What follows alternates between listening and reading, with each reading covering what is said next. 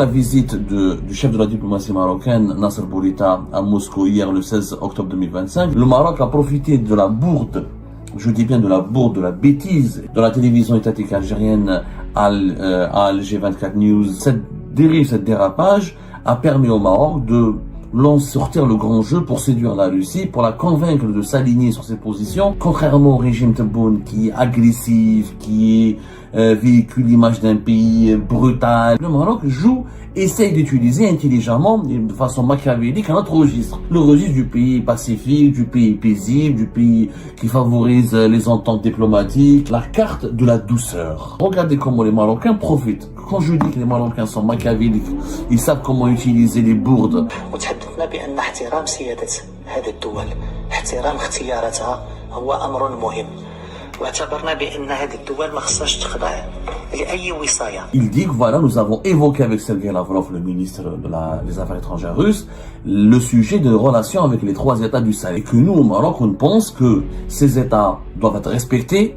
Aucune hégémonie ne doit être exercée sur eux. Nous devons respecter leur volonté populaire et tant que les peuples soutiennent ces régimes, ils ne doivent pas être considérés, ils ne doivent pas comme une arrière-cour. Regardez comment le Maroc développe un tel discours. Amical, pragmatique, pacifique. Nous avons abordé tout à l'heure la question des relations, enfin, pas la question. Je vais être très précis parce que à chaque fois qu'on parle des relations entre l'Algérie, la rivalité entre l'Algérie et le Maroc, c'est un sujet très sensible, donc il faut vraiment peser le poids de ces mots, il faut bien réfléchir avant de prononcer la moindre phrase parce que elle risque d'être toujours mal interprétée. Tout à l'heure, nous avons parlé, dans une première émission que nous avons diffusée tout à l'heure, aujourd'hui le 17 octobre 2025, nous avons parlé de comment le Maroc rentabilise ou profite ou saisir les opportunités qui lui sont fournies par les bêtises et les maladresses du régime algérien qui malheureusement a causé une importante dégradation des relations avec la Russie en raison des divergences qui opposent l'Algérie à la Russie dans le dossier malien, dans le dossier des traitements, dans la gestion des relations avec les trois États de l'Alliance des États du Sahel, les trois pays de l'Alliance des États du Sahel. Et nous avons évoqué la visite du chef de la diplomatie marocaine, Nasser Bourita, à Moscou hier le 16 octobre 2025 et comment le Maroc a profité de la bourde, je dis bien de la bourde, de la bêtise et même c'est même pas une bourde, c'est un dérapage, une dérive et un dérapage de la télévision étatique algérienne Alger 24 News ou Algérie 24 News, la chaîne de télévision publique étatique qui couvre l'actualité internationale depuis Alger.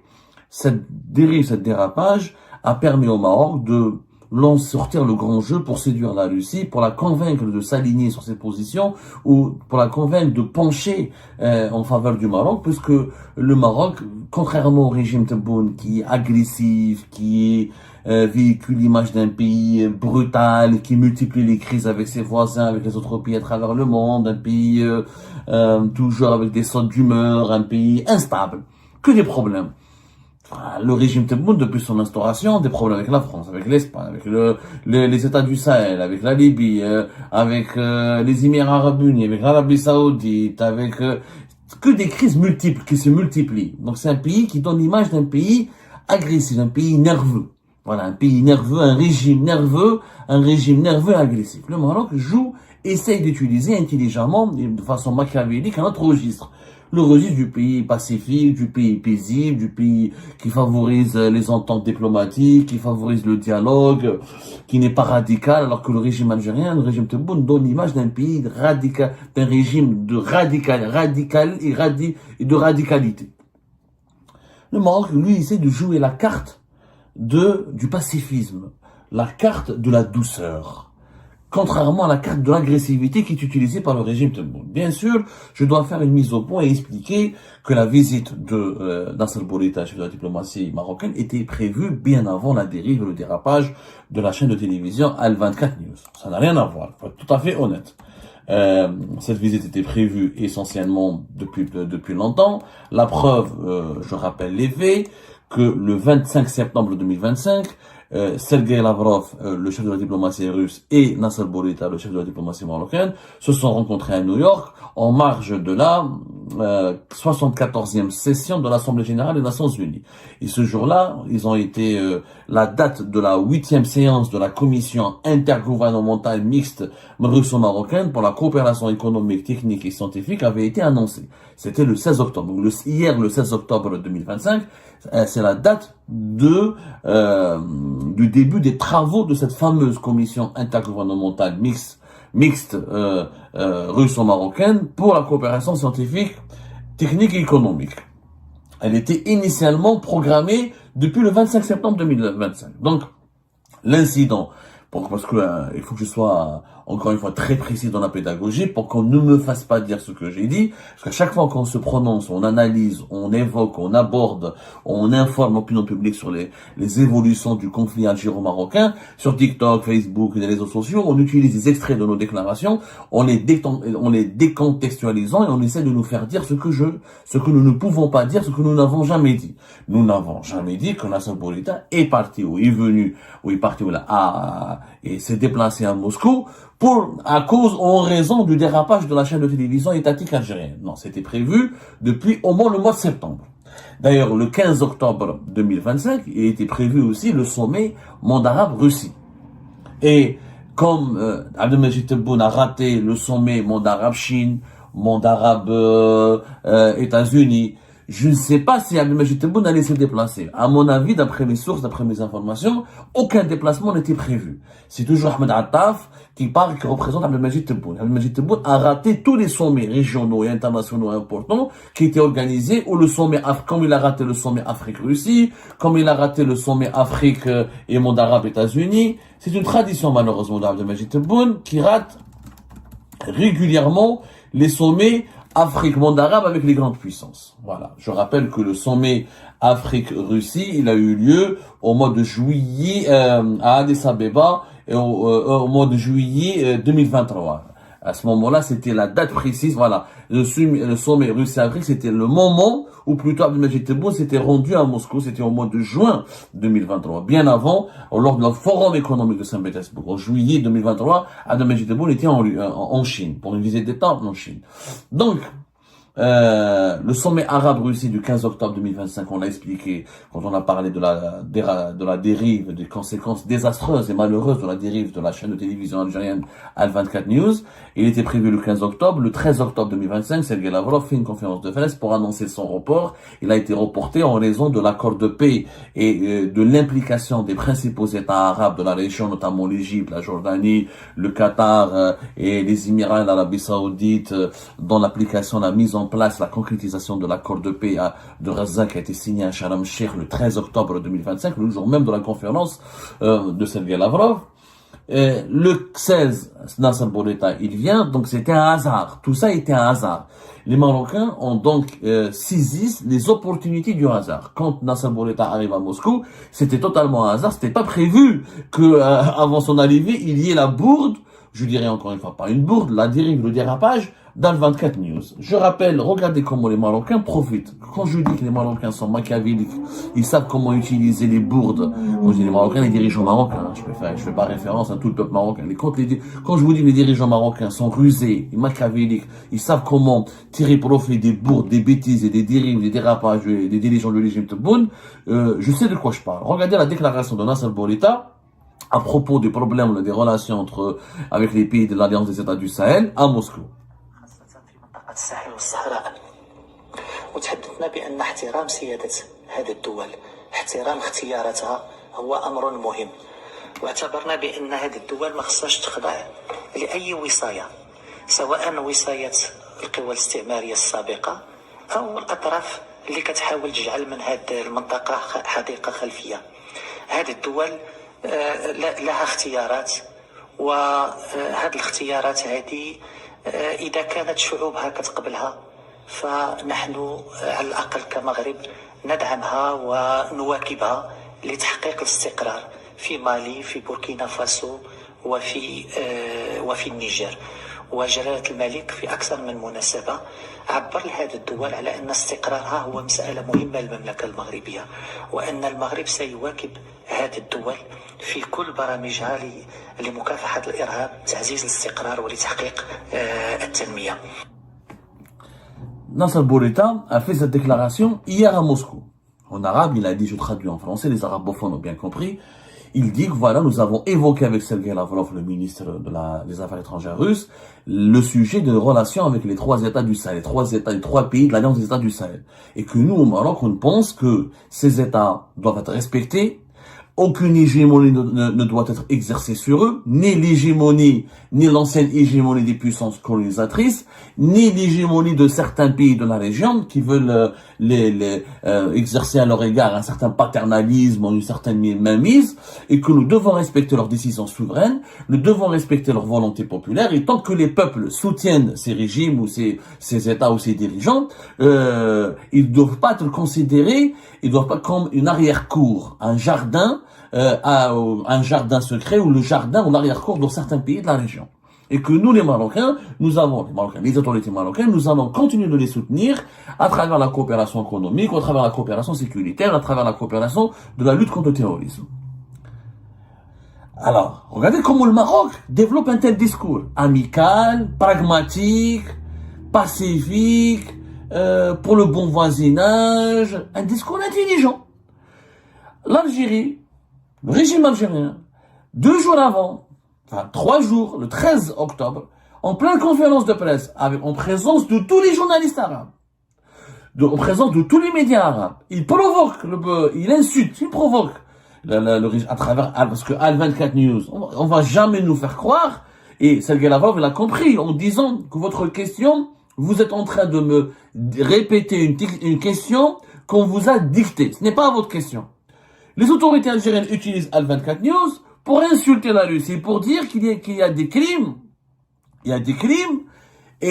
qui sont perpétrés par des militaires et des paramilitaires russes sur le sol malien contre des civils maliens. Ça veut dire que le Mali est un État qui massacre et qui tue ses propres civils. Qui tue ses civils. Regardez la différence entre le discours marocain et le discours russe. Le discours marocain et le discours algérien en Russie. S'il n'y avait pas, je vous parie que Nasser Bourita il n'aurait pas tenu ces propos-là, il n'aurait pas abordé la question des relations, la complexité des relations entre les pays, les États du Sahel et leurs voisins, s'il n'y avait pas la bourde et la dérive, je dis bien la bourde et la dérive de Al24 News. C'est une dérive incroyable. Incroyable, une bourde incroyable. Tu vas la Russie, à Moscou, et tu tiens des propos extrêmement scandaleux, en disant, les paramilitaires russes, les militaires russes tuent des civils au Mali, et ils peuvent tuer des civils, ils sont soupçonnés de tuer des civils dans les autres pays de l'Afrique subsaharienne. Quel rapport?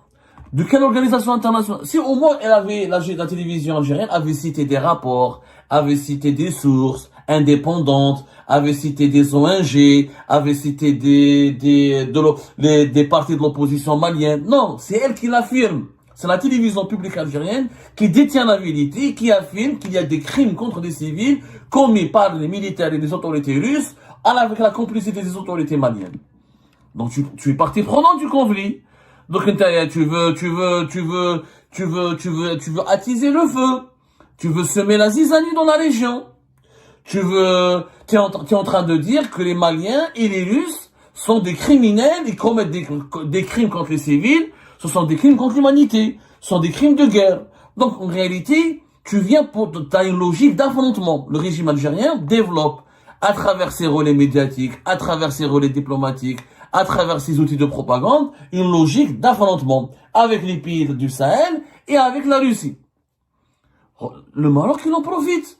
Il voit que c'est une logique suicidaire, parce qu'un pays qui cherche à développer des intérêts stratégiques, ou qui cherche à développer des partenariats stratégiques avec une telle grande puissance comme la Russie, normalement, il adopte une autre logique.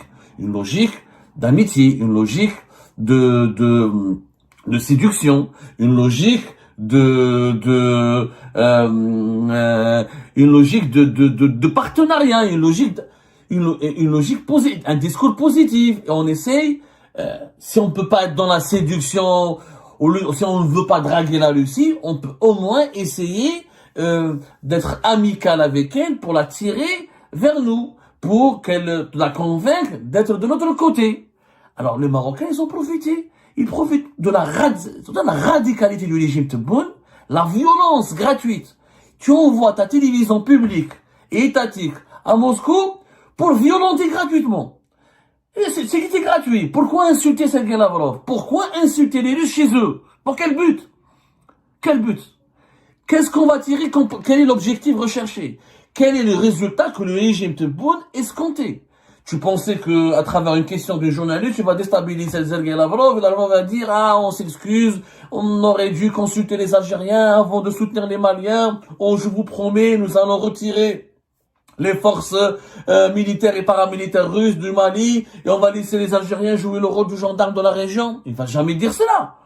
Vous imaginez, on parle pas au Burundi, ou au Congo-Kinshasa, au Congo-Brazzaville, ou à la Tunisie, ou à la Mauritanie, avec encore une fois tout le respect que j'ai pour ces pays-là. Je suis pas en train de les rabaisser, mais il y a une échelle de valeur dans au niveau des relations internationales, il y a une hiérarchie des pays, il y a des classements, il y a des catégories, qu'on le veuille ou non, il y a une véritable hiérarchie. Les grandes puissances, c'est les grandes puissances, les pays moyens, c'est les pays moyens, les pays émergents, c'est les pays émergents, les pays en voie de développement, c'est les pays en voie de développement. La Russie, c'est la Russie. Nasser Bourita, lui, comme le régime marocain a une autre doctrine, qu'on le veuille ou non, on n'était pas comme ça. À l'époque de Bouteflika, on était plus pragmatique, on était plus intelligent, on était malin. Quand on avait un problème avec un pays, on utilisait les voies de la diplomatie. Les voies de la diplomatie, c'est ce que fait Bourita. C'est-à-dire, on profite des erreurs des autres, on profite des bêtises des uns, le malheur des uns fait le bonheur des autres. Oh, c'est comme une partie d'échecs. C'est coup pour coup. Quand l'adversaire fait un mauvais coup, c'est pour gagner la partie, tu essaies de t'adapter à ces mauvais coups pour faire un bon coup. C'est ce que les Marocains, les dirigeants marocains font. Nous, on est d'accord avec la Russie, c'est des pays souverains, ce sont des pays qui se sont émancipés de la France, c'est pas pour retomber sous le joug de l'Algérie. Si les peuples, c'est vrai, si les militaires maliens étaient impopulaires, pourquoi les Maliens ne se révoltent pas? Si la population malienne de se révolter, de changer le régime. C'est comme si demain le Mali va dire, ah, Tebboune n'est pas populaire, n'est pas légitime. Mais c'est au peuple algérien de décider qu'est-ce que Tebboune est légitime ou pas. C'est au peuple malien de décider, de trancher sur la légitimité de ces décideurs, de la légitimité de ces décideurs. Mais Tebboune, il est qui? Qui est Tebboune ou ses dirigeants pour dire au peuple malien, Assimi Goïta est légitime ou pas légitime? C'est pas ton rôle. Le peuple malien, ils sont presque 30 millions. Il y a 30 millions de Maliens qui sont normalement, qui ont un cerveau, etc., et qui savent comment procéder ils sont pas 30 millions, 25 millions de Maliens, voilà. 25 millions. C'est le Niger qui est presque 30 millions. En tout cas, il y a 25 millions de Maliens qui ont une conscience, qui ont une âme, qui ont un esprit critique, et qui savent comment faire pour, changer leur gouvernement s'ils estiment nécessaire de changer leurs dirigeants. C'est eux qui se sont révoltés contre le précédent régime en 2020, avant qu'il y ait le coup d'état militaire qui a profité d'une révolte populaire. Ce n'est pas à nous, les Algériens et les Algériens, de s'ingérer dans les affaires du Mali ou des pays du Sahel pour leur dire qui est légitime, qui ne l'est pas. Et si le peuple malien n'était pas content d'Assimi Goïta, il se serait révolté. Il se révolte comme il s'est révolté en 2020 contre l'ancien régime. Il doit montrer un changement. Encore une fois, le Maroc n'a pas besoin de faire alliance avec Israël ou avec d'autres puissances hostiles à l'Algérie pour damer le pion en Algérie ou pour gagner des points précieux dans cette course au leadership régional contre l'Algérie. Le régime Tebboune se charge merveilleusement bien pour faire des cadeaux à Nasser Bourita. Normalement, au sein de l'appareil diplomatique algérien, au sein du régime des décideurs algériens, nous avons ce qu'on appelle des conseillers ou des éminences grises ou des compétences qui devraient dire, qui conseillent, qui orientent le président de la République dans sa manière de gérer les affaires et les intérêts stratégiques du pays à l'étranger. La conférence de presse du 13 octobre 2025, au moins l'ambassade d'Algérie en Russie, au moins les responsables, les représentants des services secrets algériens en Russie, ils étaient normalement au courant qu'il y a une réunion importante entre la Russie et le Maroc le 16 octobre, 3 jours plus tard. Donc au moins, tu essayes de ne pas faire des bêtises et de ne pas commettre des grossières erreurs pour que le 13 octobre, tu fasses pas un faux pas que les Marocains vont utiliser pour avantager, pour proposer des avantages dans la construction de nos relations bilatérales avec la Russie. Parce que nous, on a une compétition avec le Maroc. Il y a une compétition. Moi, je parle de compétition et de concurrence. On n'est pas dans une logique de rivalité ou d'affrontement. On n'est pas dans une logique d'affrontement. Dans une logique de compétition et de concurrence. Normalement, tu ne fais pas des erreurs. Tu n'essaies pas de ne pas être bête. Il faut être médiocre et con et inconscient pour faire des erreurs qui profiteront à tes concurrents. Nous avons une concurrence avec le Maroc. On essaie de convaincre la Russie de rester de notre côté et que la Russie construise les meilleures relations avec nous, les relations les plus pragmatiques et les plus rentables avec nous et les plus intéressées et intéressantes avec nous. Donc, au moins 3 jours avant, on ne fait pas de bêtises, on ne donne pas une arme ou un argument qui permettra aux Marocains de rebondir et de nous dominer ou de gagner des points contre nous dans cette compétition dans ce lobby, dans cette guerre de lobby que nous menons au niveau des auprès des grandes puissances de cette planète. Donc, on a L24 News qui vient, qui provoque, qui suscite un scandale avec un mauvais comportement, avec une inélégance, avec une hostilité, un manque de respect inédit dans l'histoire des relations entre l'Algérie et la Russie. 3 jours plus tard, vous avez Monsieur Nasser Bourita qui en profite et qui dit non, nous on est du côté de la Russie, on est d'accord, il faut respecter la volonté du peuple, il faut respecter la volonté des autorités de ces pays-là, tant qu'ils sont soutenus par leur peuple, nous on les soutient. Nous on les soutient. Qui a remporté la mise? Selon vous, quand vous regardez ce panorama, quand vous regardez l'ensemble de la séquence depuis le 13 octobre jusqu'au 16 octobre. Force est de constater, il faut le dire, quand on est algérien, à un moment donné, il faut être fair play, force est de constater que les Marocains l'ont remporté la mise. Ils ont gagné le match du lobbying en Russie. Ils sont en train de gagner le match de l'influence et du lobbying et du pragmatisme en Russie. Les Russes maintenant vont percevoir le régime algérien comme un régime anti-russe, alors que le Maroc, lui qui est traditionnellement trop pro-américain, trop pro-Occident, est en train de devenir et proposer une amitié, il propose un boulevard royal aux Russes pour que le Maroc soit accepté dans le club fermé des amis de la Russie. Et être membre de ce club est important parce que la Russie est une puissance militaire, puissance diplomatique, puissance économique, membre permanent du Conseil de sécurité de l'ONU, pilier de l'ordre mondial. On parle de la Russie. Je suis désolé, c'est pas Oman, c'est pas la Tunisie, on parle de la Russie. Donc, l'Algérie qui a toujours été traditionnellement l'un des piliers du club des amis de la Russie, des pays amis de la Russie, on est en train de s'écarter, d'être exclu de ce club, au profit de qui? Au profit du Maroc.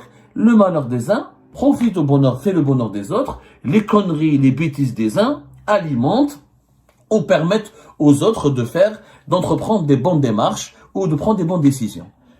Il dit qu'aujourd'hui, le résultat de cette politique du régime Tebboune, basée sur l'agressivité, la nervosité, l'ingérence dans les affaires des pays et des autres, ce caractère, on donne l'image d'un régime caractériel, nerveux, agressif, qui veut imposer par la force et non pas par le dialogue sa feuille de route. Il y a une manière d'imposer. L'Algérie a des revendications omanais qui sont légitimes.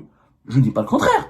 L'Algérie a des revendications légitimes. Il y a une manière de défendre tes revendications. Il y a une manière d'imposer de défendre ta feuille de route. Tu peux pas faire du forcing, du passage par là. C'est comme si ce qu'on faisait avec l'Espagne. On a fait du chantage à l'Espagne pendant 2 ans. Ah, vous soutenez la Marocanisme à l'occidentale. On vous boycotte, on divorce avec vous.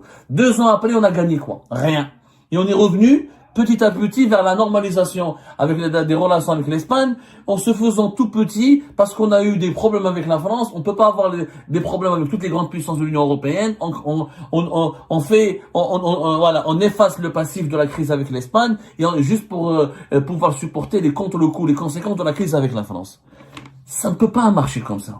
La politique extérieure du régime Tebboune, elle est désastreuse pour les intérêts de l'Algérie. Elle doit changer et cette séquence maroco-russe à Moscou, elle doit nous interpeller et nous pousser à nous remettre en cause et à tirer les leçons.